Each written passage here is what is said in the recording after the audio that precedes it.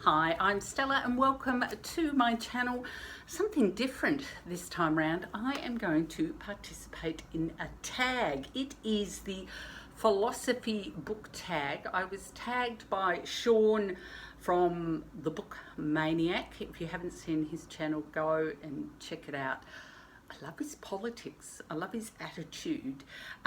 Originally, it came from Brandon of Brandon's Bookshelf. So if you are into philosophy and the big questions, his is a great channel to head over to. Now, I have been tagged in quite a few of these particular tags in the last 18 months or so, but for many different reasons I haven't participated, but I promised myself that I would participate in this one, even though I'm a couple of months late. So let's get on to it. There are about, I think there's about 20. There's 20 questions, so let's get on to it. What's most important? A good character, plot, or message? Character, for sure. I mean, I'm talking about in fiction, obviously. Should one read books about ideas or opinions they disagree with? Now, I am going to say that in these questions, there's a lot of shoulds. So I'm not sure how philosophical that is. There is something called tyranny of the shoulds. So I am changing it to do you think, or like do I think, or do I do it? So do I read books about ideas or opinions I disagree with? I tend not to, and because my ideas and opinions are right. I like to think that I read books that will expand my opinions rather than, and maybe sometimes give myself a little bit of awareness about a situation. As tech advances, what do you think will be the role of books? I think it will become even more inclusive. So I work for a blindness organisation, and I think any type of tech that has answers a problem can only be a good thing. How important are summaries, review, and art in your book choosing? Now, I think when they talk about its book cover, I'd say it's very important. Yeah, especially reviews, and because that's why I go to read a particular book. Should one ever skim or scan a book? Now, should one? Do I? Most definitely. Should reading always be enjoyable? Like, should? I don't know if it should. Do I always find reading enjoyable? No, not all the time. It's like going to see a movie or a play that might be a little bit discomforting. It shouldn't be an experience in hell. Like, I've seen some movies, and there are some books that I have wanted to throw across the room, which for some perverse reason I keep reading. So no, I don't always find reading enjoyable. I don't always think, we read sometimes for entertainment. I don't always think if something's unenjoyable, it should always be, I just said should, that it is necessarily a bad thing. Is it important to be well read? No, for me, no, because I am not particularly well read. What is your book buying process? Sporadic. What is your reading process? I don't know if I actually have one. I try and read in bed every night, and during the day, in the holidays, on the weekend, I try and make time for reading. It's just kind of who I am, but of course, with more television on demand, more streaming services, I think all of us are actually reading less, which is interesting because I think there seems to be more writers than there ever were before. So we need more readers, not more writers.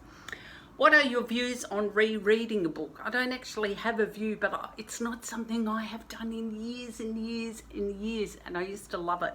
I used to have my go-to books. I used to read Wuthering Heights every now and again, and also I tried to read it stoned once, and I don't think I got past the first chapter. What makes a book good?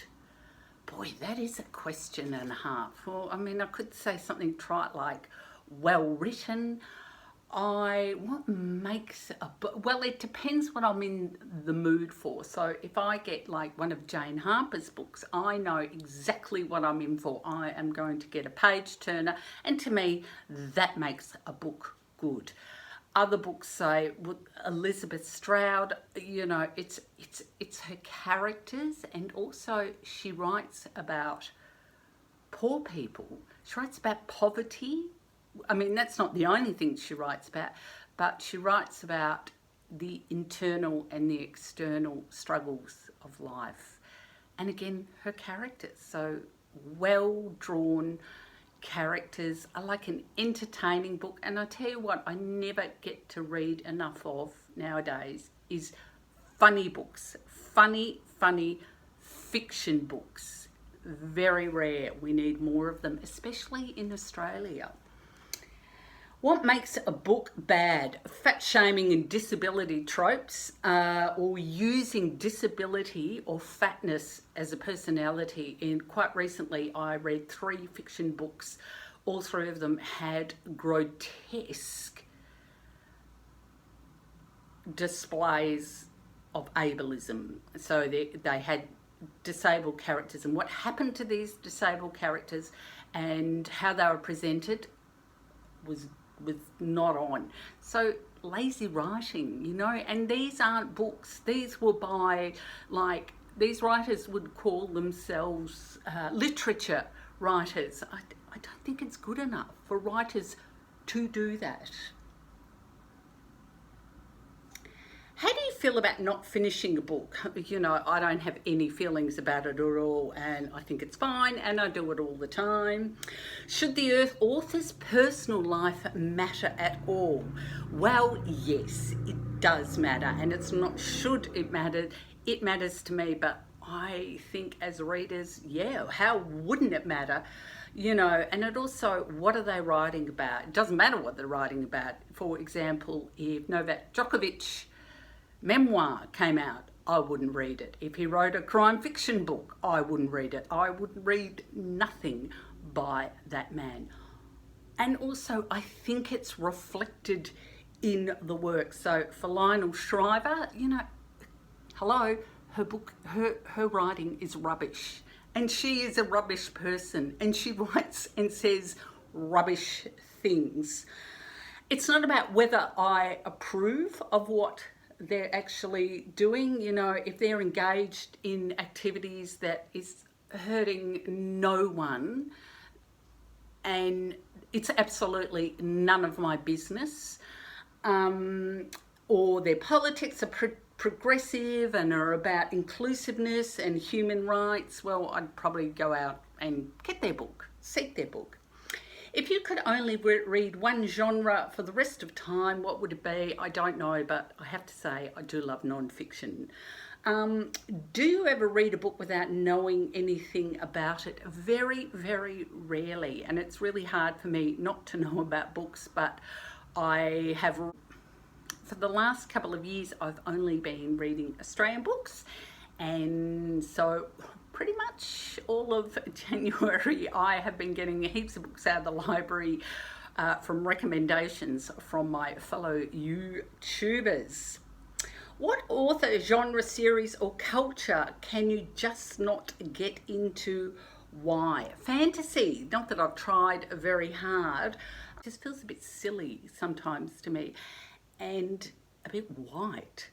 And people always seem to be born into being the ruler, except for Lord of the Rings. Well, there was Aragorn, he did, but you know, little old Frodo and Bilbo, they were kind of nothing and no ones, and you know, but they didn't get to become king. They did all the work. They went out of their comfort zone. Aragorn didn't. Anyway, and I'm really glad I never got into Harry Potter. I never read any Harry Potter. I sort of feel a bit smug about that. Do you think everyone should read? Well, no, and maybe they can't. And why? Why would I think that everyone should read? Anyway, so that is my book tag. I'm not tagging anyone unless you want to take part. I'd be happy to see it, and I'll see you next time on 30 Books.